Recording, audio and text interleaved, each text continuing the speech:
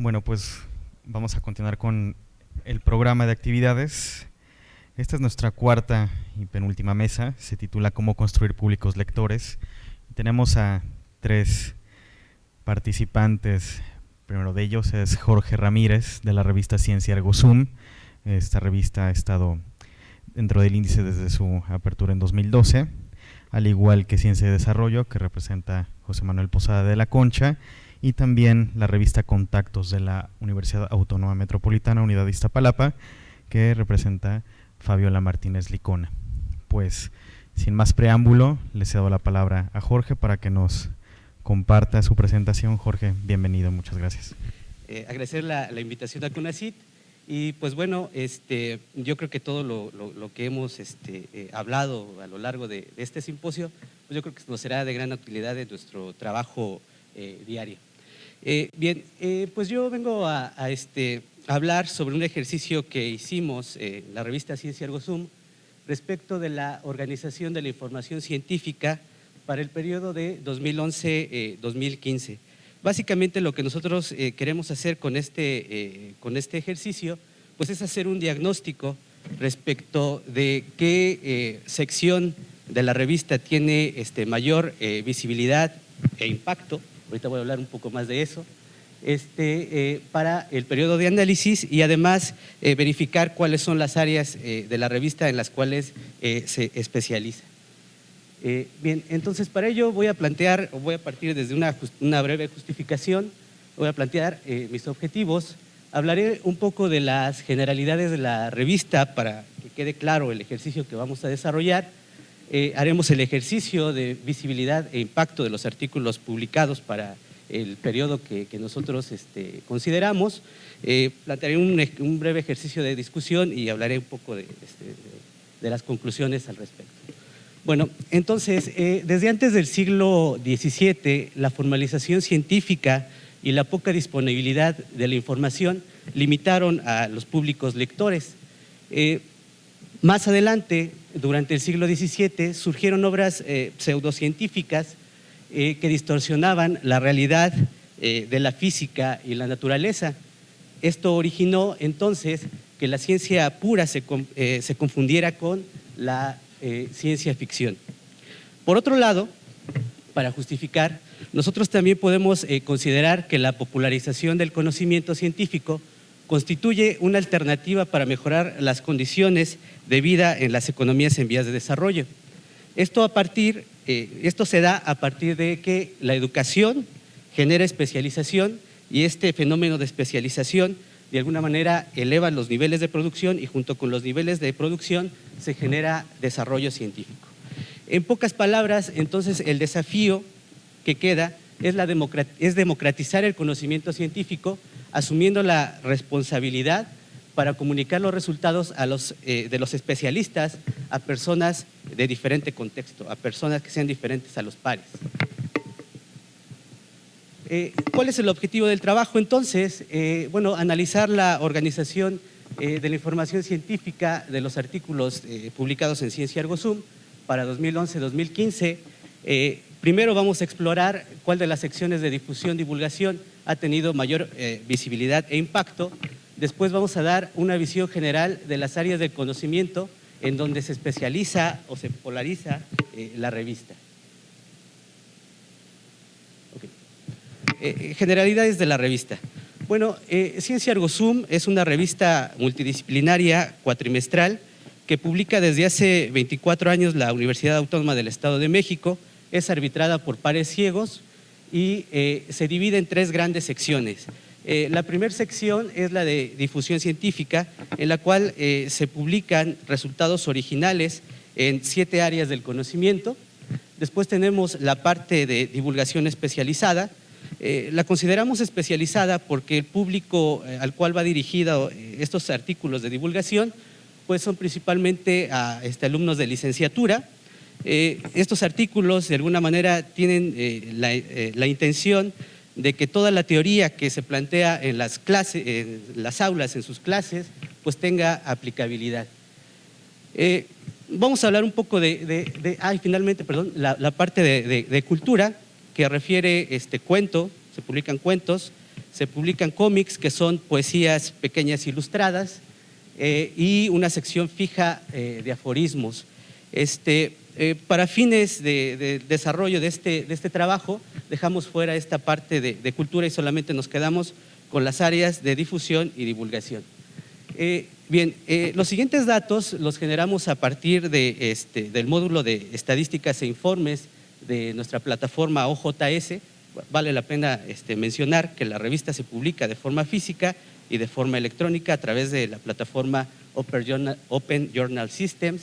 Y bueno, pudimos analizar que desde 1994, que fue la fundación de la revista, hasta 2016, se han registrado 1.322 colaboraciones. Esto significa que en promedio tenemos un acopio de 57.5 artículos por año. Para el periodo específico, que es el de análisis 2011-2015, se observó que los artículos publicados predominan los artículos de difusión con 71% respecto a los artículos de divulgación, que representan el 29%. Según las áreas, se observa que las ciencias sociales son los artículos que más se publican, con 18%, ciencias exactas y aplicadas, que representan el 16%, y ciencias humanas y de la conducta, con 15%. Bien, visibilidad. ¿Cómo cuantificamos la visibilidad en este ejercicio? Pues bueno, lo que hicimos fue solicitar a Redalyc el top 5 de los artículos más descargados para el periodo de análisis. Para este periodo de análisis, entonces, y de acuerdo a la información que nos envía Redalyc, se observó que tres pertenecen a la sección de difusión, 2 son de ciencias sociales y 1 de ciencias de la salud, y que en total suman 70.951 descargas, solamente para el periodo de análisis. Por otro lado, también identificamos que solo 2 artículos de divulgación están en la lista y corresponden al área de ciencias humanas y de la conducta, con 37.074 descargas. Y bueno, ahí tenemos entonces la información que nos envió Redalyc. Podemos observar que en segundo lugar tenemos un artículo de divulgación con 21.597 descargas, que corresponde a el área de ciencias humanas y de la conducta, ¿sí? Entonces podemos observar que bueno, pues esas descargas pues no son despreciables, ¿no?, para un artículo de divulgación.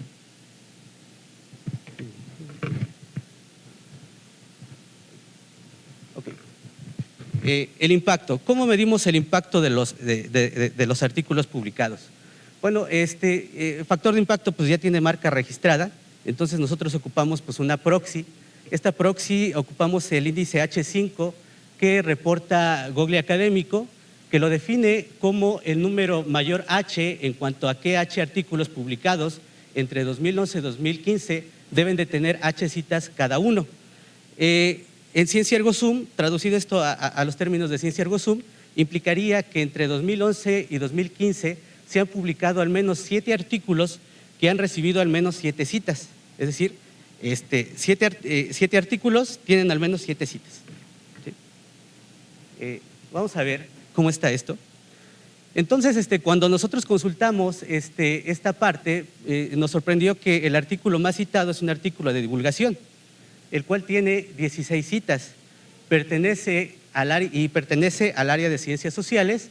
Después tenemos 5 artículos de difusión que son los más citados, y al final tenemos otro artículo de divulgación que pertenece al área de ciencias sociales y que también es de los más citados, que al menos ha recibido 7 citas. La discusión. Nosotros tomamos como referencia, y para de alguna manera comenzar a hacer un diagnóstico respecto de estas consultas de Ciencia ErgoZoom, bueno, se hizo Aguilar Tablada, hace un análisis, o mejor dicho, hace un compendio de análisis que se hicieron por ahí de la década de los 80 en Estados Unidos, para verificar cuáles son los temas en los cuales se publica más. Estos temas son liderados por el área de medicina con 75%, las ciencias del comportamiento con 6%, la ingeniería y la tecnología con 5%, son lo que más o menos dictaba en la época. Después tomamos como referencia también los temas de las revistas editadas en México, que retomamos una investigación de Alonso Gamboa y Reynosa Espinosa, y nos indican que las ciencias sociales, las ciencias médicas y las ciencias exactas, artes y humanidades, son las que predominan en los temas de revistas publicadas en nuestro país.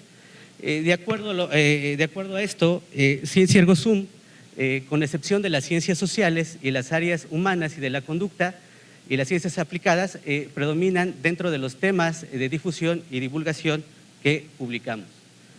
Como conclusiones, ¿qué podemos decir? Bueno, que la organización de la información predomina la publicación de artículos de difusión.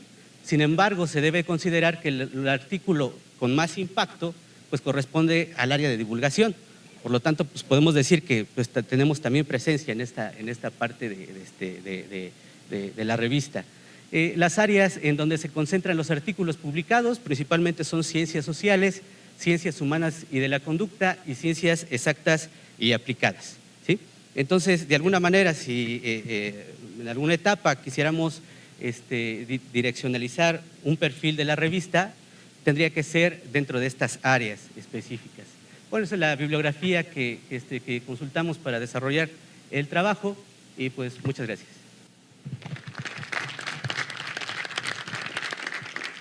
Muchas gracias, Jorge, por el análisis tan particular de la revista Ciencia Ergo Sum, que la verdad es una de las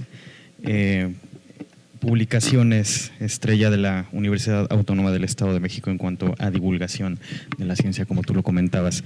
Ahora le cedo la palabra a José Manuel Posada de la Concha. Él es colaborador dentro del proceso editorial de la revista Ciencia y Desarrollo del CONACYT, una publicación con más de 45 años de vida. José Manuel, muchas gracias. Bienvenido. Gracias a ustedes. Bueno, después de este simposio hay que ir al huesero de Tepoztlán, pero creo que vale la pena por la calidad de la presentación y la forma en que nos están haciendo voltear hacia arriba, ¿no? A eso me refiero al huesero. Agradeciendo obviamente a los organizadores, al Planetario de Torreón. A mí siempre me ha gustado estar en todos lados y compartir con gente especialista en las áreas. Entonces, y yo no conocía Torreón, entonces es doble placer estar aquí participando con ustedes. Mi nombre es José Manuel Posada, como ya escucharon en la presentación, y vengo invitado por la revista Ciencia y Desarrollo. No vengo en representación de la revista, nada más me gustaría aclarar, porque la presentación es totalmente personal, no es institucional, y además apenas me voy a sentar con Luisa González, que es la editora de la revista, para platicar justamente las ideas que le quiero proponer y que son parte de la presentación. Entonces vengo invitado por ellos, no vengo representando a la revista, aunque soy columnista de la revista, escribo en cada número, una sección que se llama Webs al Gusto, que sacamos justamente, ya supo por qué, cuando uno va a desayunar a Vips, a los restaurantes VIPs, al Vips, y ven la carta huevos al gusto, pues yo dije vamos a ponerle huevos al gusto. Y ya fue demasiada irreverencia que me dejaran poner un logo con 2 huevos estrellados en la sección, porque dijeron no es para tanto, si ya te estamos aceptando tu título de la columna, huevos al gusto, no le vamos a poner 2 huevos estrellados. Pero bueno, soy columnista de la revista, no soy propiamente editor y trabajo desde la casa, es decir, no pertenezco al grupo de la revista de fijo en ese sentido, ¿no? Nada más quería aclarar, porque lo menciono nuevamente, la presentación es personal. Gracias. Soy yo, ¿verdad? El que tengo que estar. Acá está. Ok. El problema fundamental del país, y hay muchos problemas del estilo, hay que leer. Hay que leer. Esta primera diapositiva con la que estoy iniciando es parte de la tragicomedia mexicana. No sé si recuerden, por lo menos los que están de mi edad y más grandes, la trilogía de los años 80, creo que se llamaba Tragicomedia Mexicana, en donde todo es una tragedia. Ser mexicano es muy difícil, no sé si se han dado cuenta de eso. Es muy, muy difícil ser mexicano, pero pues aquí andamos. Y todas las desgracias que nos pasan, particularmente en el ámbito educativo y cultural, pues lo tomamos con un poquito de risa o humor, por si no, pues ya sería un suicidio colectivo de 122 millones de personas, cosa que también podría ser un problema grave para el país. Pero entonces lo tomamos un poquito con humor. Pero esta primera lámina refleja claramente uno de los grandes problemas que tiene el país, que es el problema educativo. Y no solamente el problema educativo en el ámbito de la educación formal, sino también de la educación no formal y de la educación informal, en donde cabe en la educación no formal la divulgación de la ciencia, que es justamente a lo que dedicamos la mayoría de los que estamos aquí. Aunque algunos de nosotros también trabajamos mucho en educación formal, como es mi caso, y este tipo de discusiones de por qué no leemos en México se abordan seguido en congresos de investigación educativa, de profesores de ciencias naturales, en congresos de divulgación de la ciencia y cualquier congreso que tenga que ver con temas justamente de educación. ¿Quién nos enamoró de esta niña? Todos nos enamoramos de esa niña, era como que la niña ideal para que uno tuviera como alumna, si es que uno fuera profesor, porque con la inocencia que tiene, todavía no sabe que su papá se va a quedar sin trabajo, que si fuera mayor de edad, muy probablemente amaneciera, no quiero decir palabras fuertes de lo que sucede en este país, pero con esa inocencia se atrevió a corregir a uno de los grandes políticos, tampoco quiero decir porque están grabando, a uno de los políticos que hay en México.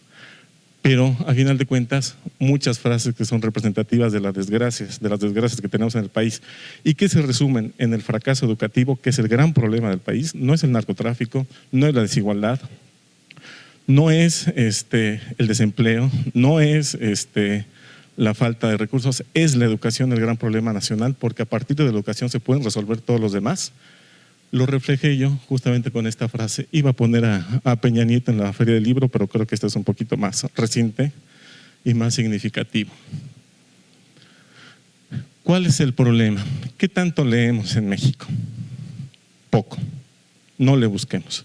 Ayer escuchaba a nuestra compañera colombiana que decía, sí leemos, solamente que leemos otras cosas. No, yo estoy totalmente en desacuerdo con eso. Leemos muy poco. Y para colmo de que leemos muy poco, muy probablemente las cifras que nos están dando en la actualidad de dependencias oficiales están cuchareadas. Ya empieza a ser un problema real con instituciones académicas para analizar justamente este problema. Quien lo empezó a abordar, o de la primera persona que escuché y después ya empecé a leer varios articulistas, es en el programa de divulgación de la ciencia justamente de Cruz, Javier Cruz, el que está saliendo ahorita en TV UNAM, que se llama Refracción, particularmente de un guión de una periodista científica muy reconocida que se llama Leida Rueda, y ella empezó a justamente abordar este problema, que todas las cifras oficiales del INEGI para ciertos rubros en donde califican el desempeño educativo, etcétera, laboral del país, están cuchareadas. No es que hayan cambiado de metodología y esa metodología te haya dado datos diferentes, no, están cuchareadas, están falseadas. Entonces, ¿qué nos dicen? Por ejemplo, en febrero del 2016, ya con este gobierno, que leemos 3.8 libros al año. A mí se me hace demasiado, pero lo quisieron comparar justamente con estudios similares, no hechos por el INEGI obviamente, pero estudios similares con países de la región con los que nos tenemos que comparar de forma inmediata, de forma natural, como Chile, Argentina, Colombia, Brasil, en donde ahí puse los índices claramente superiores a nosotros. Esta es más o menos la muestra de este estudio. Son personas mayores de 18 años, 3% de analfabetas. Dentro de esa misma muestra se encontró. Es nuestro 3% vergonzoso que no debe existir. Y si quisiéramos buscar soluciones concretas, un gobierno de cualquier nivel, municipal, estatal, federal, tendría que llegar a la hora que tome posesión a decir: voy a acabar con el analfabetismo de mi región, punto. En 3 años lo termino. Pero nunca hacemos ese tipo de cosas concretas, preferimos perdernos en otro tipo de cosas. ¿Qué otra cosa nos muestra resultados oficiales? La encuesta nacional de lectura y escritura del Conaculta 2015, que también es directamente del gobierno federal. Dice que leemos 5.3 libros al año en una población mayor de 12 años, y que lee por entretenimiento 60%. Cuando la muestra se tome a los 12 años, curiosamente, sube hasta 5.3 libros en lugar de 3.8. No quiere decir que se sume los libros que leen los jóvenes de 12 a 16 años, sino que se saca un promedio y de repente sube, es decir, es engañoso.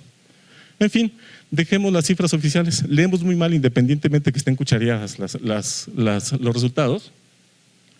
Ya me quedé sin láser. No, sin láser. ¿Cómo? Por eso estoy buscando el láser. Ahí está. De repente se bajó. Sí, ya lo vi, pero se bajó la pila, yo creo. En fin, vamos a hacerle caso un poquito más a las dependencias internacionales que en principio no tendrían por qué hacerle caso a los resultados mexicanos, como el de la UNESCO 2013, que nos pone en el puesto 107 de 108 países analizados en índice de lectura, con 2.8 libros por año. Sí es de dramática la posición del país. Qué bueno que no pusieron 150 países, porque si no hubiéramos salido en 149 de 150, o no lo sé, quizás estoy vacilando. Y otro de PISA 2015, que tampoco voy a alarmarlos con más, ya que nos deprimamos, si al ratito hay fiesta, pues no tiene caso que nos deprimamos, que marca la tendencia en los últimos 3 años. De las cifras que publicaron en 2015, puse ahí la página por si lo quieren consultar, es un resumen ejecutivo y la tendencia es -1.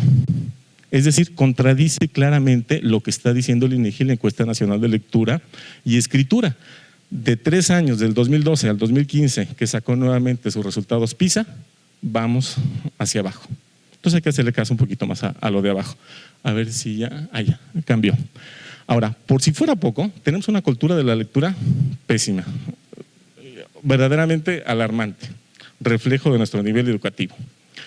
Y por si fuera poco, algo está modificando nuestras formas de leer. Y esto no lo había agregado ni lo puse en la presentación escrita, pero platicando hace 2 o 3 noches con los compañeros del Congreso, me acordé, porque a final de cuentas yo estoy muy contaminado con el discurso educativo, de los problemas de la lectura, en parte por lo que leí en este artículo periodístico de El País de mayo de 2015, que se llama ¿Recuerdas cuando leíamos de corrido? Y salió esta niña en la portada, y es una niña más o menos famosa porque el artículo se hizo relativamente viral entre el medio de la educación formal, informal, etcétera. Échenle un ojo, googleenlo para que lo lean seguido, de corrido, completo. Y ella afirma cosas como la siguiente: es un artículo de periódico, pero hace un análisis sobre resultados de investigación científica en el área de las neurociencias, para analizar justamente lo que está sucediendo en nuestra cabeza con el uso de los dispositivos móviles, particularmente con la generación que ahorita ya está en la universidad y que creció hace 15 años con un dispositivo móvil en el bolsillo o en la mano. ¿Qué le está sucediendo en la cabeza? Y dicen cosas como: temo que la lectura digital esté cortocircuitando nuestro cerebro hasta el punto de dificultar la lectura profunda, crítica y analítica. Las investigaciones nos dicen que ha disminuido mucho nuestra capacidad de concentración. Los jóvenes cambian su atención unas 20 veces a la hora, de un aparato a otro. Cuando se sientan a leer, tienden a reproducir esa lectura interrumpida y en zigzag. Tenemos que ser conscientes de que estamos en un medio de un cambio muy profundo, ¿Qué es lo que está pasando? Aunque quisiéramos poner a leer a la generación de jóvenes que está entrando ahorita a la universidad para abajo, aunque les digamos, olvídate de tu celular durante un año, que te lo voy a guardar acá, y hazte por favor cargo de esta lectura de 4, 5, 6 cuartillas, no lo pueden hacer por la forma en que han estado absorbiendo la información a través de los medios digitales, particularmente de los dispositivos móviles. Ya no es querer, ya no lo pueden hacer. En términos muy coloquiales, está diciendo la investigadora que se están cortocircuitando los cerebros, no sé cuáles serán los términos técnicos, pero ya no se puede hacer aunque quieran los chicos. Está funcionando de otra forma su cerebro y difícilmente los vamos a poner a leer, ya no digamos un artículo de 5, 6, 7 cuartillas, sino libros completos de 200, 300, 400 páginas. Nos pasa a nosotros mismos, que ya crecimos en otra generación sin propiamente un celular en la mano cuando éramos niños o jóvenes, pero si estamos con las redes sociales abiertas nos distraemos, es un distractor de primera. Entonces es un problema mental real, por decirlo de alguna manera fisiológico, que se suma a los problemas culturales que siempre hemos tenido en el país. No nos damos cuenta, a veces me da la impresión, de todo el problema en el que estamos sumergidos en el ámbito educativo, porque vivimos en unas burbujas académicas nosotros mismos y compartimos y convivimos con gente como nosotros, en donde tenemos la suerte de estar en otros ámbitos en donde esto nos queda relativamente lejano, no de forma geográfica, sino de forma nuestros conocidos, la gente con la que convivimos. Pero verdaderamente es un desastre educativo lo que tenemos en el país, y uno de los tantos reflejos es justamente la lectura. Una recomendación de primera, quien esté muy metido en las redes sociales para llevar agua al molino, y que ya le estoy dando forma por donde va la presentación. Si se meten mucho a YouTube y les gustan los videos educativos, de divulgación, etcétera, vean La bicicleta al revés. Es un video de primera, que le puede dar muchísimos enfoques, tanto educación formal, como educación informal, como educación no formal, y es un video de divulgación de lujo. Es un cuate, no me queda muy claro porque ya lo he platicado, habla de Australia y de Estados Unidos, no sé si es australiano o norteamericano, habla en inglés, pero agarra una bicicleta, no la quise poner porque me iba a alargar mucho, y un herrero de su pueblo le dice, mira, le voy a poner un engrane más a tu bicicleta, de tal forma que cuando yo mueva el manubrio hacia la derecha, la llanta de la bicicleta se va a mover a la izquierda. Eso le dice el herrero. Dice, a ver, tú que eres ingeniero y que eres muy bueno para todo y que das pláticas de divulgación por todo el mundo, móntate en la bicicleta al revés. Sí queda clara la idea, ¿no? Y ahí se arranca el video. Pero justamente en el trasfondo es lo que yo estoy diciendo. Para que uno tenga ciertas habilidades nuevas a partir de toda una tradición. Yo llevo 5, 10, 15 años dando clases igual y me dicen, estás dando clases mal, cambia por favor. Ah, ok, sí, lo reconozco, estoy dando clases mal, voy a cambiar. Y uno empieza a dar clases de cálculo diferencial con las nuevas metodologías y de repente termina como lo estuvo haciendo durante 10 años. Porque aunque quieras, no es fácil ese cambio. Ya tu cabeza funciona de otra manera. Y eso lo trata muy bien ahí, que es justamente el problema de cómo están funcionando las cabezas de los jóvenes. Están funcionando de una forma muy diferente y son incapaces de concentrarse en lecturas relativamente largas o profundas, ¿no? Es que creo que se le acabó la pila. Ahí está. Entonces, la pregunta obvia de esta mesa, que fue lo que yo entendí, ¿por qué se lee tan poca divulgación de la ciencia en el país? Pues porque se lee muy poco de cualquier cosa en México.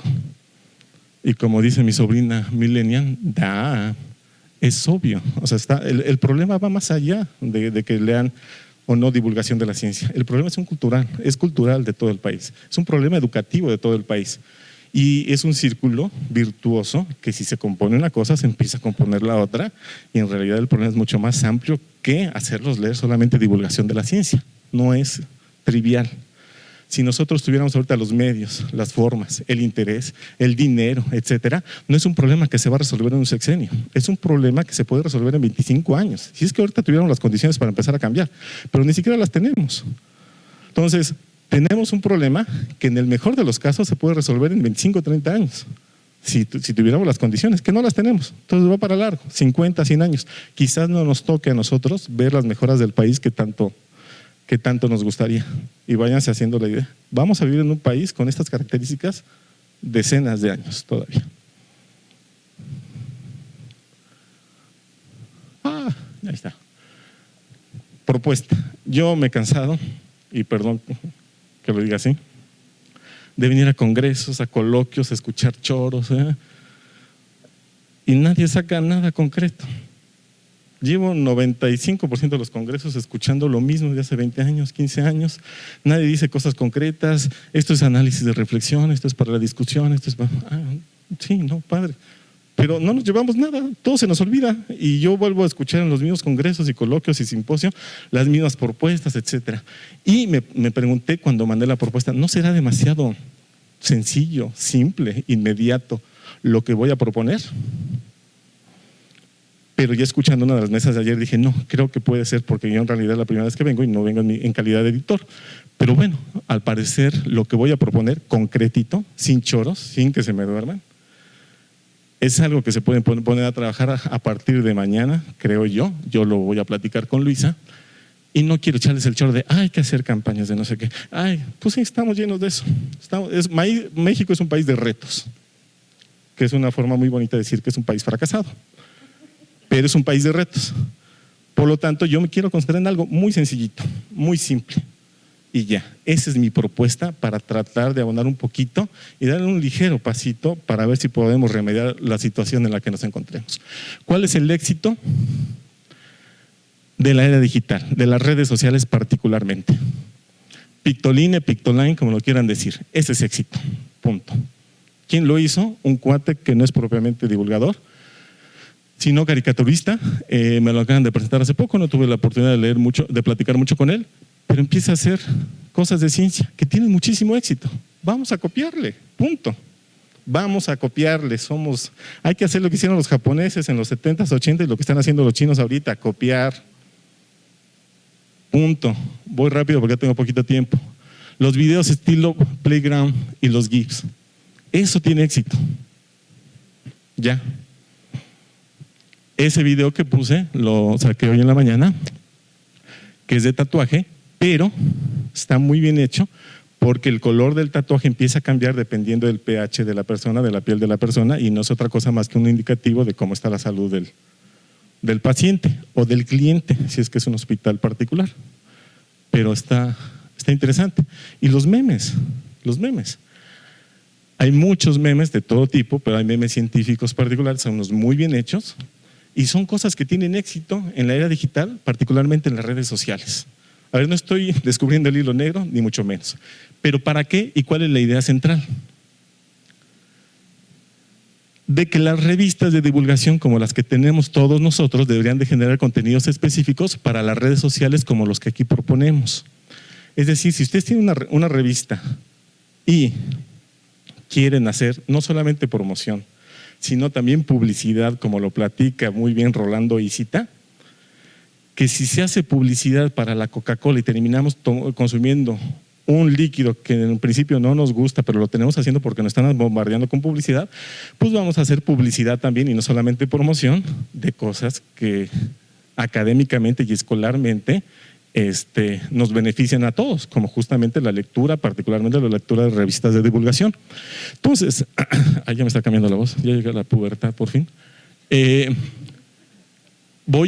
Hay que hacer GIFs, videos tipo Playground, memes como Pictoline, que hagan promoción y publicidad del número que estamos sacando en este mes, que haya un grupo particular de las revistas que generen justamente estos productos para que nosotros los subamos a las redes sociales y a partir de ahí nos empiecen a conocer. Eso ya son ganchos que funcionan en otros ámbitos y vamos a tratar de hacerlo justamente para nuestros medios. Es una propuesta, quizás no sea mucho dinero, quizás, la verdad no sé qué tanta calidad pueda tener este tipo de productos con el equipo que generalmente ya se trabaja dentro de las redes, pero que sea una de las cosas que ya se manejen. Entonces vamos a tratar de sacar ese tipo de cosas para promocionar justamente nuestros productos. Punto. No me quiero dar vueltas, si hay preguntas, ahondo un poquito más porque ya no tengo tiempo. Y como les digo, yo vengo de forma personal, no representando a ninguna revista, sino invitado por Ciencia y Desarrollo. Esta es mi página de Facebook, si quieren que tengamos comunicación ahí, estaría padre. De repente nos gustaríamos, esta es mi foto y la quise poner del Face, porque yo conozco muy bien los Van der Graafs. Y ayer estaban, agárralo, no seas cobarde, Manuel, no seas chillón. Como los conozco muy bien, tanto que durante 10 años manejé uno en la sala estructural de la materia de Universum, no me quisiera dar toques porque no son… No está aquí el chico que nos dio la vista. No es muy sano estarse dando toques con un Van der Graaf, ya les platicaré por qué, pero bueno, lo hicimos a final de cuentas.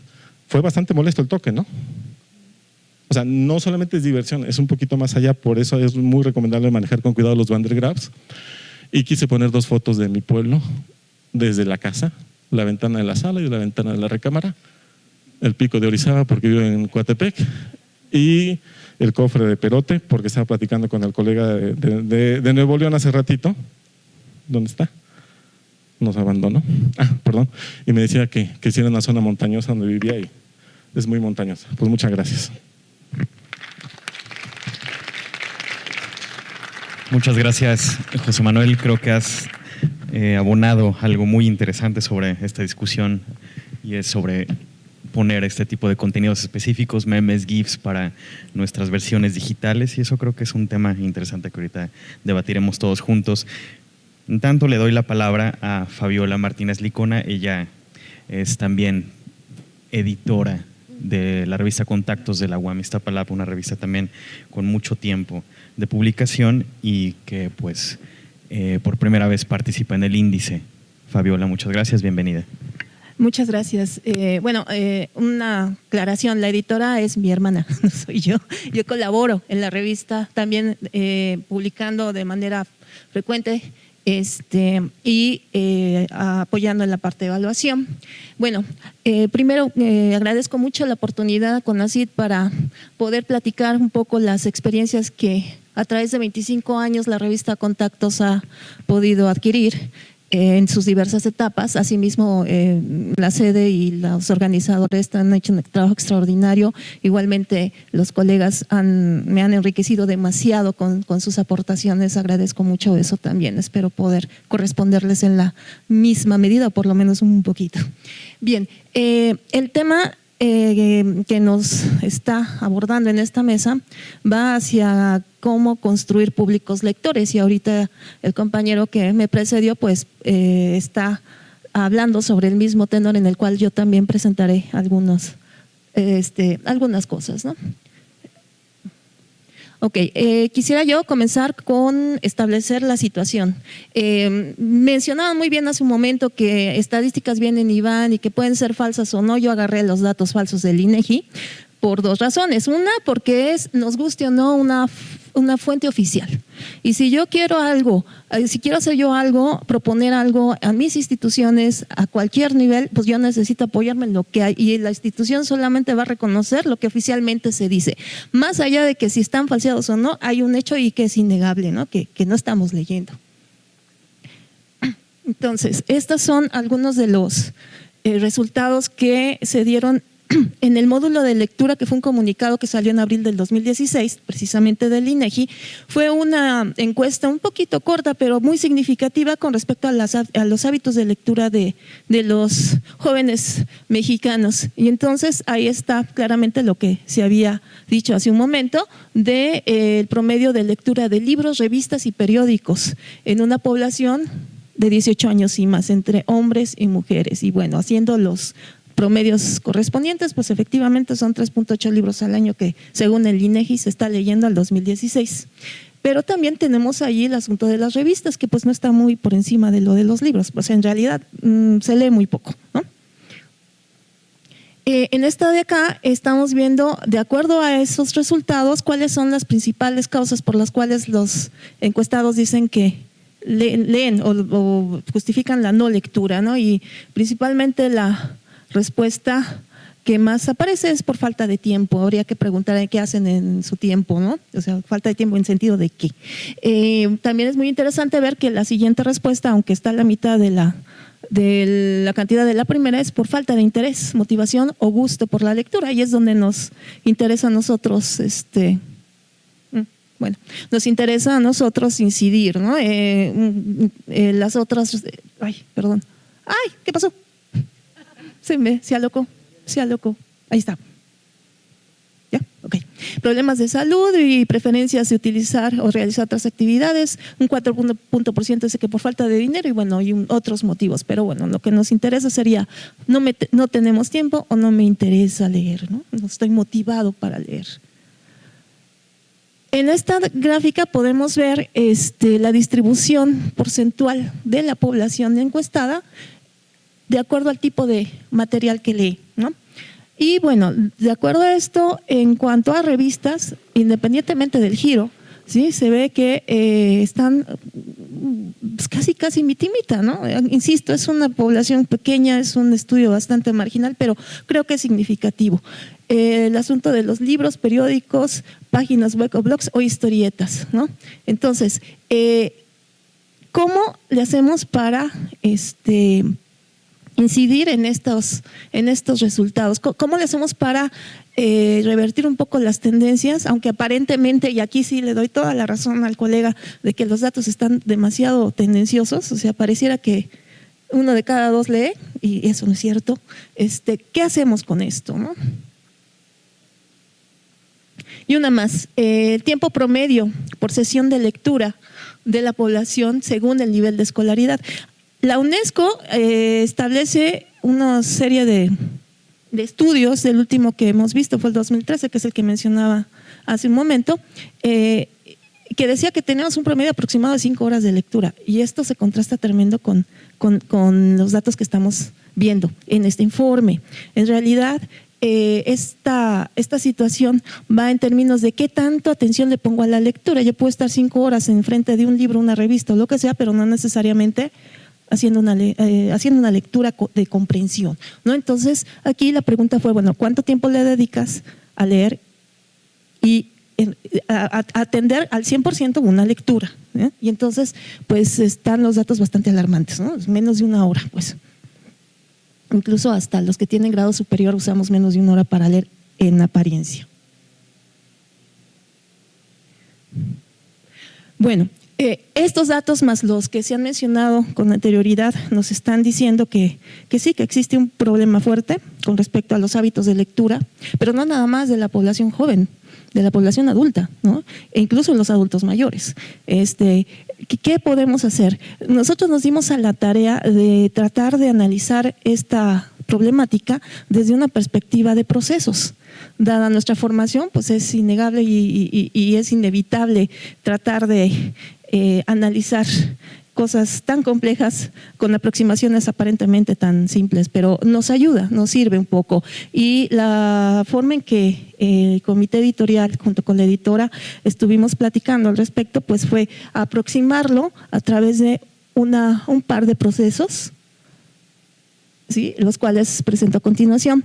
El proceso de creación del lector, pues es un proceso largo que va en el eje temporal desde que nace el individuo hasta que se vuelve adulto y más allá. Y quisimos verlo de estas dos formas. La creación del lector 1, que sería el proceso temporal en el cual desde que nace, ni siquiera es desde que bebe, desde que nace el individuo y va creciendo, se le tiene que estar inculcando esos hábitos de lectura, pero de una manera inteligente, ¿sí? Y este proceso de creación del lector 1 está en paralelo con el segundo proceso de creación del lector, en el cual se integran una serie de elementos, no son todos, pero sí son los que de alguna manera se han visto más evidentes a través de la experiencia, tanto como docentes, como padres, como tíos, como hermanos, etcétera, ¿sí?, de los hábitos de lectura. En el caso del segundo proceso, pues tenemos ahí que los 3 elementos que, insisto, no son los únicos, pero sí son los más significativos que se estarían integrando son, por un lado, las capacidades cognitivas que se van desarrollando a lo largo de la vida de la persona, que incluyen la capacidad de atención, el enfocarse en lo que se está haciendo, en la capacidad de percibir y abstraer los conceptos que se están leyendo, ya sea letra impresa, dibujos, y ahora con la era digital, videos, imágenes, etcétera, ¿no? Por otro lado, tenemos las capacidades visuales. La lectura es una actividad visual, netamente, ¿no? Aunque ahora pareciera que ya el oído puede jugar parte en este proceso de asimilación de información, pero bueno, la lectura pues por excelencia es una capacidad visual, y en este sentido pues tendríamos que estar atendiendo ciertas funciones visuales del individuo para ver si no lee por esa situación. A veces no leemos porque no vemos, ¿no? Y no nos damos cuenta de que necesitamos lentes, o nos negamos a aceptar que necesitamos lentes para poder leer. Por cierto, que nos dieron una lupa buenísima para leer en la noche del kit, gracias. Pero bueno, finalmente las capacidades visuales van en términos de varias cosas. Por ejemplo, los ojos, la posición de los ojos al leer. Hay una serie de cursos de lectura rápida que hablan de esta situación, de cómo vamos moviendo los ojos para que la lectura sea ágil y además se comprenda. Eso no lo aprendemos en la escuela y tampoco en casa, ¿no? Pero ese es un aspecto que puede incluso influir en el gusto por la lectura. Asimismo, la velocidad de lectura, que es un poquito consecuencia de lo primero, ¿no? Leemos rápido, entendemos al leer rápido, leemos lento, entendemos al leer lento. Cada uno tenemos nuestros propios perfiles de lectores, ¿no? Y eso se van adquiriendo conforme vamos creciendo y conforme vamos siendo influenciados por nuestro entorno, que es el tercer elemento. El entorno implica no nada más el ambiente familiar, sino también el lugar de lectura, la iluminación, el tipo de letra, el tamaño del libro. Ayer se hizo una discusión muy interesante acerca de si vamos digital o nos vamos en papel. Existen pros y contras. Por ejemplo, para mí me es muy claro que uno de los pros del digital es que yo puedo abrir el tamaño de letra a un punto conveniente para que mi lectura sea concentrada y sea fácil. En cambio, en el papel no podemos hacer esto, ¿no? Pero bueno, son puntos de vista y son incluso gustos personales. Sin embargo, todas estas cosas están formando a un lector. Y pues tenemos que considerarlo, incluso al momento de diseñar nuestros medios de comunicación. Tratando de integrar ambos procesos y ver cómo podemos ya de manera práctica hacer algo al respecto, vamos a ir, digamos, etapa por etapa, desde los primeros meses de vida del individuo, para ver cómo nosotros podemos ir integrando estos hábitos de lectura, de buena lectura, a nuestros hijos y demás. Entonces, en las primeras etapas de vida de la persona, estamos hablando de los primeros meses hasta 1 o 2 años, el niño pues está curioso por descubrir, ¿no? Descubrir texturas, descubrir formas, colores, etcétera. Incluso los libros, digamos, las publicaciones que tiene a su acceso, pues en realidad son publicaciones visuales, ¿no? Para poder estimular sus sentidos. ¿Cómo puedo yo empezar a inculcarle, ¿sí? O generar el hábito de lectura desde esas tempranas edades? Bueno, primero pues eligiendo las lecturas que me gustaría que empezara a él a asimilar, aunque no las entienda, simplemente el poder escuchar la voz de la mamá o la voz del papá de manera continua, calmada, aunque le esté leyendo un dictamen técnico. El hecho de que escuche la voz tranquila y calmada le hace mucho efecto positivo al bebé, ¿no? Entonces, hay editoriales maravillosas donde eligen los tipos de lectura de acuerdo a la edad del niño, que pueden ser de apoyo y que son bastante buenas para comenzar esto, ¿no? La participación de los padres, o sea, aquí realmente como padres tenemos esa obligación, ¿sí? Lo que queremos es crear a individuos con valores y con conciencia de que del ¿cómo se llama? Del valor pues de la lectura, ¿no? Y la interacción con el medio. Si desde pequeñitos acostumbramos y nos acostumbramos a leer con buena ventilación, con buena iluminación, en un ambiente agradable, pues eso se le va quedando pegado al niño, ¿no? Entonces, acciones específicas, estimulación de los sentidos a través de estos productos, estimulación visual y auditiva, ya habíamos mencionado la voz, uso de formas y colores, ¿sí? Insisto, es importantísimo porque de ahí entra de una positiva estimulación entra la generación de un hábito y los tonos de la voz. Posteriormente, cuando el niño ya empieza a entrar a la escuela, ya empieza a descubrir que existen más allá o elementos que van más allá de los simples dibujitos, aquí pues ya tendremos que hacer un binomio idealmente con nuestras escuelas de educación primaria, digo idealmente porque pues es complicado en la realidad, donde estaríamos ya empezando a tratar de orientar la temática ad hoc a la edad del niño, a la preparación de la escuela, e incluso a los hábitos de la misma familia, ¿no? De las comunidades, de la misma sociedad.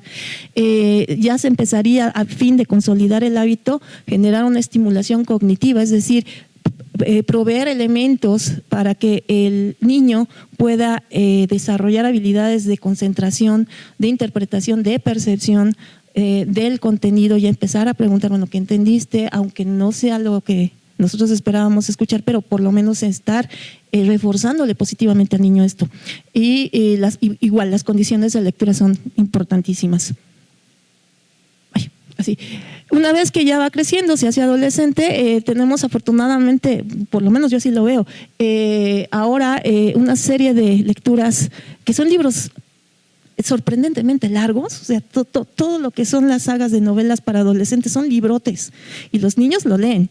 Sí, los que les interesan los leen, ¿no? Incluso sorprendentemente hay gente que ve la película y que lee el libro y dice, no, mejor leo el libro porque la película no es suficiente para mí, ¿no? Entonces, ahí es mantener el hábito, o sea, estamos generando, lo consolidamos y luego hay que mantenerlo, y esto ya es de aquí para el real, ¿no? O sea, mantenerlo, estimulando temáticas, incitando a la polémica, porque no están ya en condiciones de establecer opinión, de decidir criterios, de plantear perspectivas, ¿no? Y eso ayuda mucho también a que el mismo adolescente, el mismo joven, pues decida hacia dónde quiere dirigir su perfil de lector, ¿no? Más allá si es digital o en papel, me parece que estas estrategias pues son válidas, ¿no? Okay. Muy bien. Entonces, con base en eso, ¿qué hemos hecho en la revista Contactos? Digamos que difícilmente podemos interactuar con los bebés y con los niños, pero podemos interactuar con los jóvenes que tienen potencial, ¿no? Y estamos hablando de todos, los que les dicen que les gustan y los que dicen que no les gusta. Entonces, primero hicimos un cambio drástico en la presentación visual de los artículos. En la parte izquierda tenemos las primeras etapas de la revista, donde era un artículo más bien de índole científico, medio aburrido para la lectura del joven, y en la parte derecha lo único que hicimos fue ponerle imagen, ¿no? Y ya con la imagen estuvimos atrayendo la atención del lector, ¿no? Otra cosa que se hizo fue usar color. Sí, la revista Contactos tenía una tradición de ser una revista en tonos de grises, por decirlo de manera amable. Y una vez que le cambiamos a color, fue un impacto importante, porque la gente empezó a retener la revista más tiempo del que originalmente lo tenía cuando teníamos la primera versión. Y una cosa más que se hizo fue esto, las figuras estereotácticas. En las revistas de las primeras etapas, estas estaban en color, en tonos de gris, ¿sí? Y atraían mucho al lector. Ahora que los pusimos en color, incluso les decíamos, a ver, ¿qué ves ahí? Y quien me adivine qué ve, le doy una revista de Contactos. Por ejemplo, este tipo de cosas tiene un efecto distinto si la revista está en digital o si la revista está en papel, ¿sí? Yo traté de hacer el ejercicio y me cuesta más trabajo hacerlo en la computadora que hacerlo en la revista. Sin embargo, se puede, ¿no? Y ustedes, si luego se las paso si gustan para que adivinen qué hay ahí. Finalmente, ¿cuáles son los retos, aunque no suena a fracaso, suena a oportunidad, los retos de la revista inmediatos, ¿sí? Nuestra revista tiene un énfasis en la comunidad inmediata, que sería la delegación Iztapalapa, ¿no? Donde la delegación Iztapalapa pues tiene todas estas características de vulnerabilidad, de rezago social, etcétera, ¿sí? Y por otro lado, tenemos que pelearnos un poquito con nuestros autores, porque siguen insistiendo que sus artículos de divulgación tienen que tener por lo menos 3 ecuaciones tremendamente complicadas para que tengan validez, ¿no? Hay algunos que ya entendieron que no necesariamente ecuación significa difusión necesariamente, y que se puede explicar de una manera un poco menos rigurosa para que puedan atraer la atención del estudiante y poder profundizar, como se dijo el día de ayer, en las temáticas, ¿no? Bueno, pues finalmente agradezco la atención. Son el correo electrónico de la revista, y bueno, muchas gracias. Muchas gracias, Fabiola, por compartirnos esta experiencia de parte de Contactos y esta reflexión sobre cómo atender a nuestros públicos desde temprana edad. Pues abrimos la discusión para quien quiera iniciar, por favor.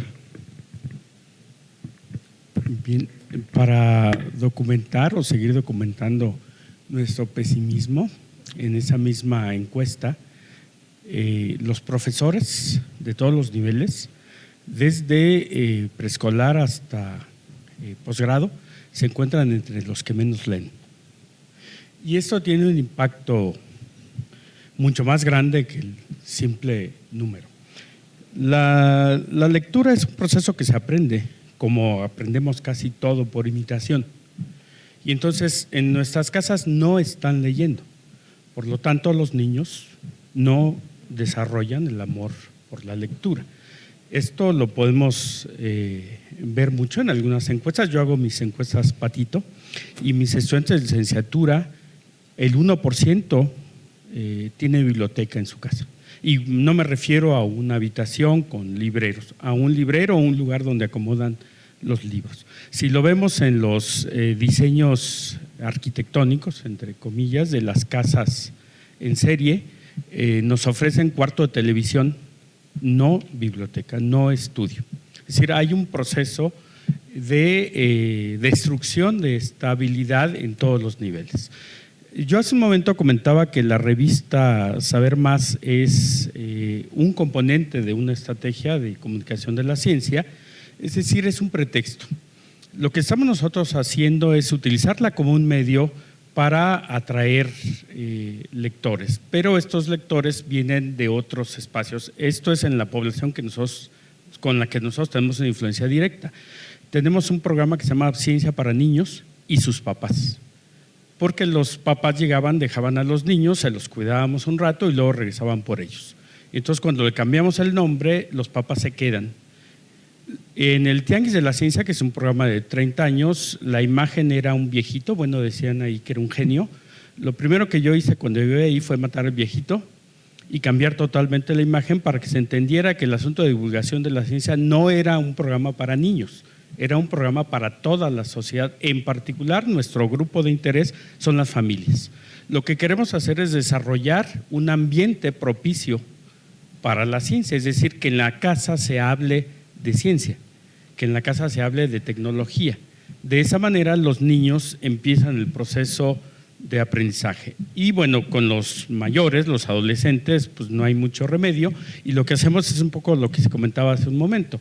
Nuestros videos tienen ligas a los artículos originales, hemos logrado captar lectores. Ayer mismo, mientras estaba yo aquí, me llegaron correos de petición de un libro, porque una de las películas que comentamos es Aurora, de Stanley Robinson, y entonces la gente leyó la reseña de la película, o de una película de un viaje espacial donde yo comento sobre el libro, y entonces ahora nos están pidiendo el libro. La otra cosa que hice es un delito, eso no se lo cuenten a nadie. Yo armé una carpeta de Dropbox con mis libros en EPUB, estoy adquiriéndolos y se los presto, porque uno de los pretextos de mis estudiantes de licenciatura es que no leen porque los libros son muy caros. Y entonces yo les dije, bueno, yo te lo presto en EPUB, léelo en tu computadora y cuando termines lo borras. Asumo que lo borran y no lo pasan más adelante. Les pido que si alguien quiere de sus amigos el libro, se contacte conmigo y lo ligo a la carpeta. Y eso ha estado sucediendo. Entonces, tal vez nuestro problema es, aquí nos estamos enfocando, estamos dejando de lado a la familia como un núcleo fundamental del proceso de aprendizaje. Gracias, vamos aquí con el doctor y después con… Le quería preguntar aquí al compañero ¿cómo se llama? Bueno, ya se me olvidó. Pero bueno, lo de Ergosum, sí, sí. A mí me quedaron algunas dudas, eso es muy rápido. Hablan de revistas de difusión y de divulgación. ¿Cuál es la diferencia? No entendí. Sí, bueno, son secciones, pero el contenido ese es el contenido, bueno, el contenido es la parte de difusión. O la idea, bueno, de difusión y de divulgación. La parte de difusión es publica resultados originales. Son son reportes de investigación. No son reportes de investigación, son artículos que tienen una hipótesis, la cual es comprobada a través de distintos métodos. La parte de divulgación son artículos direccionalizados a alumnos de licenciatura, los cuales pues tienen como principal objetivo que toda la parte teórica que se ve en las aulas de clase, de alguna manera sea aplicado o sea expuesto de una manera que sea práctica para ellos de entender. Ayudar al proceso de Así enseñanza, sí. Bueno, pero sí, bueno, en fin. No acabé de entender muy bien lo de difusión, pero bueno, era esencialmente esto. Por otro lado, había las áreas de investigación, o sea, las áreas de los artículos, y había un porcentaje de lo que se consultaba de esas áreas, y sumándolo da 50%. Así es. Y el otro 50%. El resto son otras áreas, como pudiera ser, por ejemplo, las áreas de ciencias de la salud, ciencias naturales y agropecuarias, ciencias de la tierra, limnología, etc. Eso es. Y luego quería comentar un poquito también rápidamente lo que dijo José Manuel Posada. Otro punto que dificulta mucho la lectura por parte de los niños, de los jóvenes, en esta época del Internet, o de la Internet, como se quiera decir, pues es un poco la cosa del lenguaje, del léxico que tienen. El Internet, desgraciadamente, pues trata o está de alguna forma pues generalizando el uso de unas cuantas palabras dentro de las gentes. Entonces ya no conocen, su vocabulario se ha reducido enormemente. Eso es lo que yo he percibido, ¿verdad?, en mis clases y por comentarios de otras gentes. Ahí me tocó estar en una clase de un maestro excelente de la Facultad de Filosofía y Letras, en donde pues el maestro Blanquel se llamaba, a lo mejor lo conocen, un viejito muy interesante, ya murió. A él iba mucha gente de oyente porque eran nuestras maravillosas, y él le comenzó a preguntar. Yo creo que el problema es de que ustedes no conocen, por eso no leen, él decía, no conocen lo que están leyendo, no conocen el significado de las palabras. Y puso un ejemplo, bueno, a ver si yo digo el heraldo, ¿qué les evoca a ustedes la palabra el heraldo? Y casi todos se fueron, dijeron un periódico, y nadie dijo otra cosa. Y después puso otros ejemplos que ya no me acuerdo, y la realidad es de que nadie entendía. En mis clases de repente yo pongo alguna palabra más o menos pomadosa, no entienden. Les pregunto, bueno, ¿y qué entendieron de esto? Nadie entendió. La palabra, mucho lo uso, eso, se mataron con sendos pistolones. ¿Qué quiero decir? No, pues que tenían unas pistolas muy grandes, dijeron, el 90%. O sea, esta es una cosa que es terrible. El maestro Blanquel decía, pues ¿cómo leen el periódico? Discontinuamente, porque la mitad de las palabras no las entienden. Y esa es una realidad también. Está globalizándose el lenguaje y estamos cayendo en un léxico muy pequeño, y eso dificulta la lectura de otro tipo de claro, por supuesto. Que va en esa misma idea de lo que usted acaba de decir. A final de cuentas, creo yo, por mera apreciación personal y en corto, con mis sobrinas, que son mis conejillos de indias, para que exista un buen lector, si no proviene de una casa donde se lo inculcaron, que es la mayoría del problema de México, y que lo que nos platicó la compañera sería exitoso que existieran todos los hogares mexicanos, es que existe una representación de las ideas que está leyendo justamente en su cabeza. En el momento en que uno está leyendo, el proceso mecanizado de la lectura, que es visual, como lo comentaron, tiene que transformarse en una representación mental agradable, como cuando uno ve un excelente documental, una película, etcétera. Si existe ese paso de la representación, ya hicimos un lector. Si no existe ese paso, no. Y mucho tiene que ver con que no se entiende el lenguaje. Es decir, yo leo una novela de Julio Verne y me empiezo a imaginar el submarino, y yo estoy en el submarino, y yo soy el capitán Nemo, ya hicimos un lector. Si no existe esa representación, entonces vamos a seguir justamente con los problemas que tenemos siempre. Ahí es donde yo me abocaría. Ahora, lo que yo estoy platicando es que estoy partiendo de una comunidad, de una sociedad que no es lectora, como la mexicana. ¿Qué podemos hacer? ¿Dónde rompemos? ¿Dónde rompemos? Pues bueno, son palos de ciego, gato patas para arriba, una pequeña propuesta, es decir, una metadivulgación. Si la divulgación es recrea el conocimiento científico, pues vamos a divulgar la divulgación con los medios digitales para ver si a partir de ahí ya los enganchamos un poco más. Pero sí, totalmente de acuerdo con usted. El problema del lenguaje es fundamental, y si a la hora de que nosotros no sabemos interpretar la palabra escrita con imágenes, nunca vamos a tener lectores, por supuesto. Le cedo la palabra a Estrella Burgos. No voy a tratar de ser breve, pero tengo aquí muchos puntos. Muchas gracias, fue muy, muy interesante esta mesa. Creo que nos va a dar para estar pensando un buen rato. Yo quisiera decir rápidamente 3 anécdotas. Ya sé que no son evidencia de nada, pero son 3 anécdotas. Mi caso, yo me hice una lectora voraz porque en mi casa no había televisión. ¿No había qué? Televisión. Mi mamá pensaba que era impensable dejar entrar una caja idiota a la casa. Bueno, yo más bien creo que no tenía dinero, pero el caso es que no había televisión y había muchos libros. Yo la primera televisión que tuve fue chiquita, portátil, a los 18 años. No es que no la viera, claro que la veía si iba a casa de otra gente, ¿no? Pero pues no me quedaba más que leer porque televisión no había.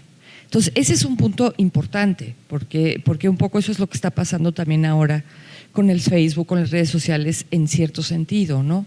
No estoy decretando que a la gente le quitemos la televisión o el Netflix, pero sí hubo un papel ahí muy fuerte, ¿no? La otra cuestión es, otra anécdota, yo di mucho tiempo clases en la Escuela de Periodismo Carlos Septién y daba ciencia contemporánea y periodismo científico. Y claro que ciencia contemporánea era obligatoria, esa materia, era un semestre. El seminario de periodismo científico era optativo. Entonces yo sabía que si me los ganaba en la obligatoria, pues a lo mejor tenía yo clientela para el seminario. Y lo que siempre hacía era darles el libro de Bill Bryson, Breve Historia de Casi Todo, que es así de gordo, con una letrita.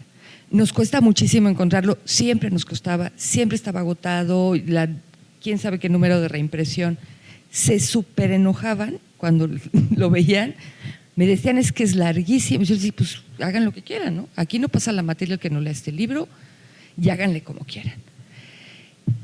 Y el 90% de los estudiantes, si no es que más, regresaban fascinados con la lectura de Bill Bryson. Enojados porque decían, yo estudié periodismo justamente porque no me interesa saber de ciencia, de entrada enojados, y luego el librote. Estudiantes de séptimo semestre, no querían leer un librote. ¿Y qué es lo que pasa con alguien como Bill Bryson? Y yo creo que todo divulgador y todo periodista de ciencia tiene que leer ese libro, porque Bill Bryson lo que hace, él hizo un poco, guardando las distancias en términos de números, lo que hizo Rowling con Harry Potter. O sea, puso a leer a mucha gente de ciencia, ¿no? Así como Rowling puso a leer a muchos niños y a no pocos adultos, él puso a leer a mucha gente de ciencia. ¿Por qué? Pues por cómo cuenta las cosas. Y aquí está el punto, que qué bueno que lo tocaste, José Manuel, lo de la representación mental, ¿no? O sea, te tienes que hacer una representación mental, pero para poderte hacer una representación mental necesitas que eso esté bien escrito.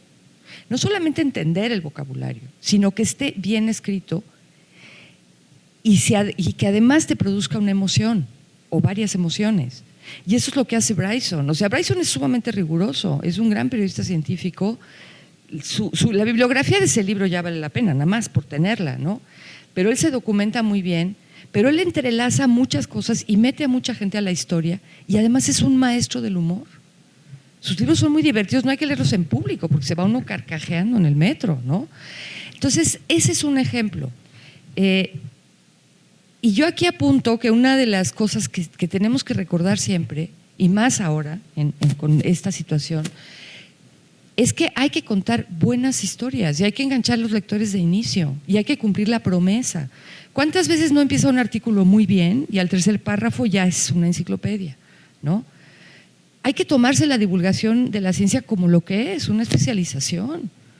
Y hay que aprender a hacerlo, no es de que cualquiera, no. Y por eso se necesitan editores, y por eso si te vienen a escribir gentes que no saben hacerlo, pues necesitas muchas cosas de los editores, ¿no? Entonces, como tomárselo más en serio por eso, porque además hay un problema, y es que cuando no está bien hecha la divulgación, tiene el efecto contrario. O sea, no solo es que no te lean, es que ya no regresan nunca. Eso le pasó a Bryson. Él cuenta en este libro en particular, cuenta que de chiquito le regalaron un libro que traía un como corte de pie de la Tierra, ¿no? Donde se veían las capas de la Tierra, y se fue muy ilusionado a leerlo pensando que iban a explicar claramente cómo sabían eso. Porque siendo chiquito decía, pues ¿cómo saben eso, no? Si no se ven las capas, ¿no? Se lo lleva a su cuarto y empieza a leer puros tecnicismos, y las isoclinas y las termoclinas, y eso lo alejó de la ciencia, pero por mucho tiempo, de cierta manera. A él siempre le interesó mucho la historia natural, ¿no? Pero esas cosas se pagan muy caras, ¿no? En la divulgación, como me decía ahorita Pati, pues el problema de los lectores, pues no podemos resolverlo los divulgadores, ¿no? Desde luego que no, es el sistema educativo, es la familia el que lo tiene que resolver, pero nosotros sí podemos contar buenas historias y tener esas representaciones, ¿no? Mentales de las cosas. O sea, necesitas atraparlos una vez y no andarlos perdiendo, ¿no? Pero entonces hay que especializarse, hay que saber escribir, hay que saber contar historias, ¿no? Y para eso tenemos una escuela de escritores en el DF, otra me parece que en Guadalajara. O sea, hay y hay que leer nosotros, excelente literatura. O sea, quien mejor escribe es quien más ha leído cosas bien escritas, la verdad, ¿no? Y bueno, ya la última anécdota, que a mí me devuelve la esperanza. Es el libro de Bill Bryson y lo que pasó con mis estudiantes. La cantidad de gente que va a ferias del libro, habría que ver por qué van tantas, ¿no? Y porque somos muchos, yo no sé por qué, pero siempre es imposible caminar en las ferias del libro. Y hace 2 o 3 en la de Guadalajara hicieron un concurso de booktubers. Yo no tenía la menor idea de que eran los booktubers. Entonces fui con un colega mío, también el periodista científico español, y dije, vamos a ver de qué se trata.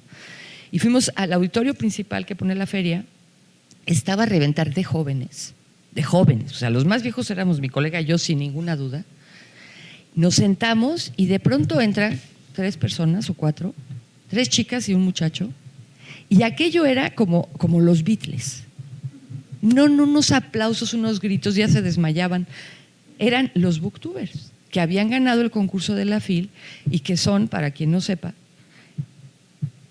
chicos muy jóvenes que se hacen sus propios videos, ellos son sus y recomiendan lecturas. Lo que les da la gana, con esa libertad, ¿no? Ellos recomiendan lecturas. Y pueden recomendar un libro de Tolstoy, como pueden recomendar uno de Rowling, como, ¿no? O sea, lo que les da la gana. En general es muy buena literatura, lo que recomiendan. Yo digo, si nosotros logramos que los booktubers nos recomienden, estaríamos del otro lado. Pero, o sea, al mismo tiempo que hay esto que la gente no lee, que los chavos y que estas lecturas fragmentadas, esta falta de atención, hay estos otros chavos que sí invitan a los demás a leer. Desde luego no son la mayoría, pero están en YouTube. Y como dice José Manuel, los videos son fundamentales en redes sociales y tener nuestras revistas y hacer nuestros videitos de YouTube y generar suspenso, expectativa. ¿De qué se tratará eso? Y entonces ya van. Gracias, Estrella. ¿Puedo comentar? Ay, perdón, ¿o no? disculpe. Bueno. Tardarme mucho. Me estoy riendo un poco de que, no sé si lo recuerdan, pero las estadísticas estas como las que presentaste, José Manuel, fueron mucho tiempo que los mexicanos, y era sabido, leíamos medio libro al año. Esa era la estadística. Y entonces ahora yo me digo, el prismo renovado nos hizo brincar a 3.8, Nuño nos trajo a leer. Pues no, es obvio que algo están manejándose en las cifras que no nos queda muy claro. Pero bueno, habría que hacer un análisis más profundo, pero de esos análisis se han hecho miles, como bien decías, ¿no? Lo siguiente es, lo que le decía yo, Estrella, ¿nos toca a nosotros hacer lectores? Yo creo que no, pero sí nos toca atender con muy buena calidad a nuestro público potencial, al que definimos para nuestras revistas de entrada. Entonces, atendámoslos bien, cuidando estas cosas, sabiendo cómo escribir buenos textos, contando historias, creando suspenso y haciendo el mayor esfuerzo de quienes estamos en este índice particularmente por cumplir con esos lectores y buscar las maneras de atenderlos mejor. Yo te acepto la propuesta, yo sí veo esto del Pictoline, etcétera, pero el Pictoline para las redes sociales, no estrictamente de la revista, pero sí para algunas otras cosas que hago en la Facultad de Ciencias y creo que puede funcionar bien. Claro, habría que evaluar qué tanto le deja a las personas que ven unas cuantas imágenes con un poquito de texto, información de calidad que le haga pensar un poco. Yo no enseñaré, pensar un poco, porque es como estas ideas de escuche usted el dato inútil, ¿no? ¿Sabía usted que en el mundo, bla, bla, en 3 segundos te lo dicen y al ratito ya no te acordaste qué dijeron? Entonces habría que evaluarlo muy bien, ¿no? Y lo último es un poco lo que decía Horacio, que a mí siempre me ha preocupado y se lo digo mucho a mis estudiantes. Uno de los públicos fundamentales de nuestras publicaciones deben ser los profesores. Porque ahí es muy difícil, yo sé que sí es cierto, no leen muchos profesores, pero ellos deberían ser objeto del trabajo de nosotros junto con todo el sistema educativo para que así sean 50 o 100 años las cosas cambien, porque están graves, realmente graves. Y un último señalamiento es preguntemos nosotros, los que estamos aquí sentados, ¿qué tanto hemos dejado de leer? Porque nos pasa lo mismo que a los chavos, porque estamos metidos en las redes sociales, porque nos encanta el Netflix y el Amazon Prime y todas esas series que son otra forma de entretenimiento y hasta de aprendizaje en muchos sentidos, pero sí nos distraen un montón y sin embargo nuestros cerebros son tan flexibles que somos capaces de regresar a leer. Bueno, creo que la mayoría de nosotros lo hacemos. Entonces, sí hay cosas que están todavía moviéndose en el ambiente y que es interesante seguir analizando. Claro, también rápido, nada más para precisar con algo que acabas de comentar. La idea que al parecer no la expresé bien es ocupar los memes, los GIFs, etcétera, como gancho para la lectura, no autocontenido solamente, sino como primer gancho a los ganchos para traerlos a la ciencia. Es una metadivulgación, más o menos por ahí va la idea. Y algo que comentó Estrella, que es pues, obviamente certerísimo y que puede ser también algo muy concreto con lo que podemos empezar nosotros aquí, nosotros 30, es invitemos a los niños a que tengan representaciones mentales cuando lean. Ese es el éxito de la lectura.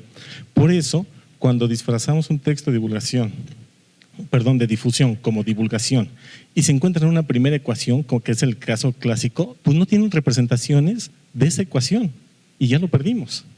Y es algo contraproducente. ¿Por qué? Porque no pueden representar absolutamente nada con una serie de números y símbolos, puesto que no tienen ningún bagaje cultural, educativo que les haga alguna representación de eso. Entonces, es fundamental. Por lo tanto, ¿qué es lo que le diría yo a mis niños, a los de mi familia? ¿Y qué es lo que les he dicho? Cuando leas, imagínate que tú eres el protagonista, por ejemplo. Imagínate que tú eres del que te están hablando en la novela. Imagínate que tú eres el Capitán Nemo, imagínate que tú eres, etcétera. Ese es un buen principio, creo yo, concreto, si quieren que sus niños, los niños de su familia, de su comunidad, etcétera, comiencen a leer. Que se representen las historias, como dice Estrella, que ellos se representen dentro de las propias historias. Eso creo que es un buen gancho, concretísimo, puntual y que se puede empezar desde ahorita. Muchas gracias. Tenemos ya aquí la última pregunta antes de irnos al receso, por favor. Bueno, gracias. Un poco en la misma línea de lo que comentaba Patti. Yo tengo como algunos dudas respecto a al tema de la promoción de público lectores. Lo primero es que me parece que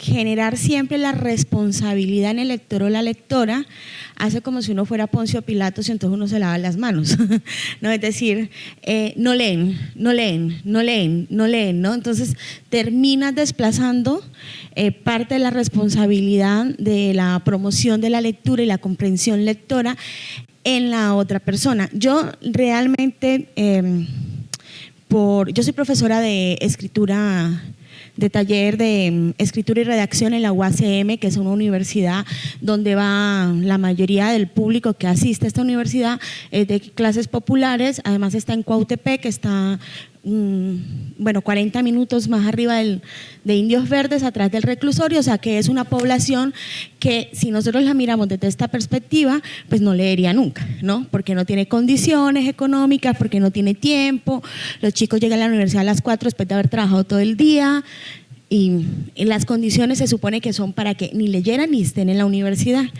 Pero lo curioso que es una universidad, al menos la sede de Cuautepec, con mucho público y con gente que en los talleres de escritura y redacción lee. O sea, de veras lee.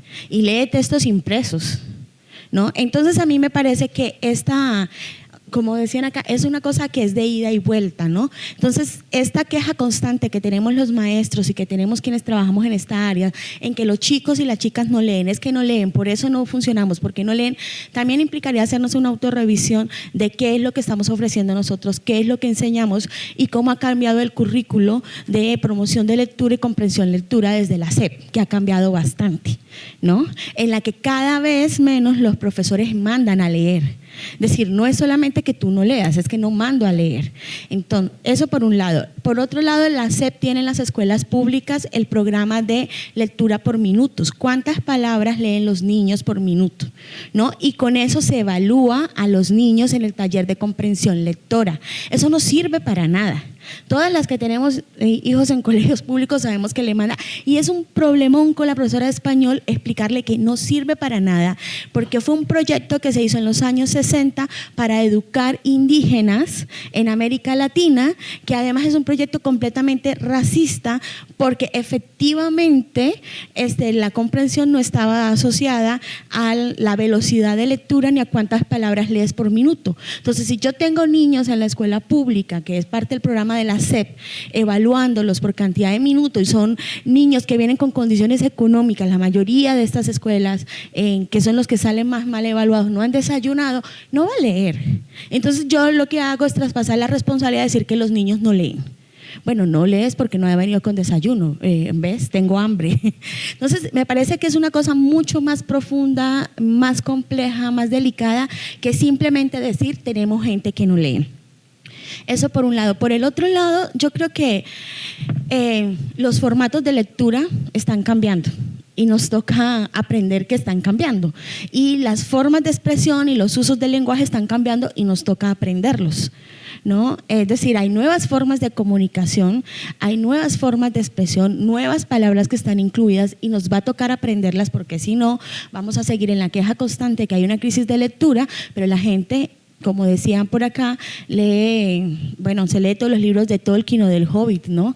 O se lee Bajo una estrella, o se lee toda la serie Divergente. Entonces, habría que pensar en realidad qué tipo de lectura es de la que estamos hablando. Si es una lectura para el espacio académico, si es una lectura por placer, o qué tipo de lectura es la que estamos hablando y qué tipo de público, de promotores, de lectores es lo que queremos construir. Porque a mí me parece que son diferentes cosas que se están mezclando. O sea, yo como maestra y en lo que trabajo sí me parece que estar todo el tiempo trasladando la responsabilidad a los otros nos hace, me lavo las manos yo y ahí queda como mi responsabilidad. Lo otro es que, para terminar, creo que las revistas están, como decían, tenemos un público lector objetivo, es decir, no están dirigidas a todo el mundo. Entonces yo hay gente a la que no le puedo pedir que lea mi revista, pues porque en realidad mi revista no está dirigida para ellos. Entonces hay que, un poco las estadísticas, ahí hay que tener cuidado y sobre todo con el tema de la estadística de las pruebas PISA. Las pruebas PISA se evalúan solo colegios privados. Entonces por eso, por ejemplo, a pesar del gran problema de educación que tiene Chile con la educación pública, siempre ocupa el primer lugar. Ya voy para allá porque resulta que en México evaluaron colegios públicos, pero en Chile evaluaron colegios privados. Entonces la prueba PISA no evalúa igual a todos los países. Entonces hay que tener mucho cuidado cuando escogemos ese tipo de estadísticas porque no están evaluando igual. O sea, la educación pública en Chile es un desastre, igual que como la que pasa en todos los países de América Latina. Pero si yo la evalúo los colegios privados de Chile de alto nivel, me sale que Chile es el país con mejor educación a pesar de todo el conflicto de la educación pública que se tiene en Chile. Entonces hay que tener cuidados porque son estadísticas amañadas que dependen más bien de los convenios internacionales que cada país tiene. Bueno, yo creo que más allá de si hay estadísticas buenas, malas, confiables o no confiables, el hecho es contundente, ¿no? Y si acaso la intención era evidenciarlo todavía más, creo que el día de ayer nos hicieron una muy buena explicación y una muy buena exposición de lo que está pasando en la primera intervención.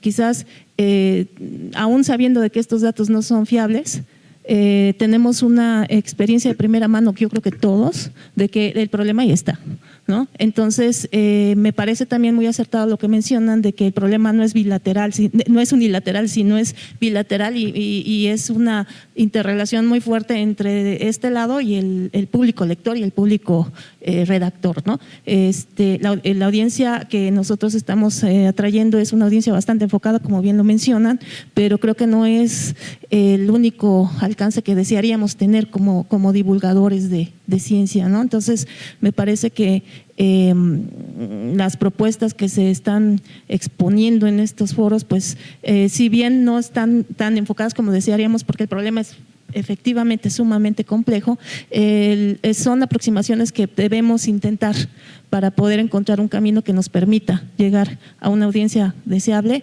en la forma deseable. El proceso, como mencionaba yo, era, es de toda la vida y a lo mejor nuestra audiencia primaria es una audiencia que ya está demasiado deformada en cuanto a hábitos de lectura, por las razones que sean, ¿no? Entonces, ese es el público que tenemos, ese es el público en el cual tenemos que, de alguna manera, de manera inmediata, tenemos con el cual tenemos que interactuar y en este caso, bueno, pues las propuestas vertidas aquí son cosas muy puntuales que yo creo que, como bien decían, se pueden hacer de inmediato y pueden evaluarse, se pueden medir, que eso era algo que era complicado antes, cómo medir la atención de mi audiencia cuando nada más teníamos una revista impresa nada más, ¿no? Entonces, creo que todo esto, pues, de alguna manera va a apoyar un poco a obtener el objetivo.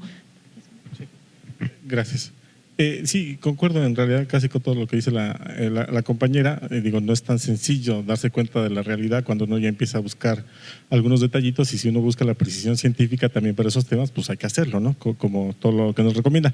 Nada más lo último, porque me acuerdo una obra de teatro de García Lorca, no recuerdo el nombre, la leí hace mucho, pero me acuerdo muy bien del pasaje en donde iban dos personas por el campo y uno le decía al otro: oye, está muy padre el paisaje, ¿ya te diste cuenta de la cascada al final? Y el otro le decía: ¿sabes qué? Es que tengo hambre, vamos a buscar algo que comer. Espérate, fíjate el paisaje, ya se está formando ahí el arco iris al final porque está lloviendo. Es que tengo hambre. Ay, olvídate, mira, fíjate, el atardecer está cayendo eso. Es que tengo hambre. Conclusión: en el momento en que se acabe el hambre de este país y de cualquier otro, va a ser el mayor paso cultural, educativo que se pueda lograr, ¿no? Entonces, obviamente, hay muchísimos problemas. Nuestro primer problema es erradicar la pobreza, y entonces ya nos preocupamos por otras cosas. Pero bueno, los problemas son muchos, pero me acordé del pasaje de la obra de teatro de García Lorca y ya, perdón. No, pues muchas gracias, compañeros, les agradecemos. Fue realmente una mesa productiva que pone ahí varios temas de análisis, de reflexión y sobre todo de aplicación inmediata o en el mediano plazo. Muchas gracias. Hay un servicio de coffee break en el área de atrás. Los invitamos a que estiremos las piernas un poquito y regresemos a las 12:25 para continuar con la siguiente presentación. Gracias.